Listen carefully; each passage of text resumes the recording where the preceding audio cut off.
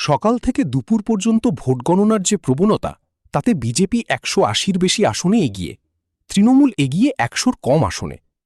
এই প্রেক্ষিতে দলের প্রার্থী এবং নেতাকর্মীদের বার্তা দিলেন তৃণমূল নেত্রী মমতা বন্দ্যোপাধ্যায়। তিনি জানালেন, প্রার্থী কিংবা তার কাউন্টিং এজেন্ট কেউ যেন ভেঙে না পড়েন। প্রথম দিকে বিজেপি যে এগিয়ে থাকবে সে কথা তিনি আগেই বলেছেন, তাই সূর্যাস্ত পর্যন্ত অপেক্ষা করতে বললেন দলের সকলকে। মমতার দাবি, জয় তৃণমূলেরই হবে।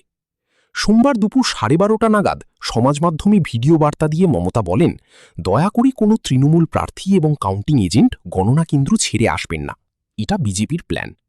তিনি বলেন, আমি গতকাল থেকে বলছি, ওদেরগুলো এগিয়ে থাকা আসন আগে দেখাবে, আমাদেরগুলো পরে দেখাবে।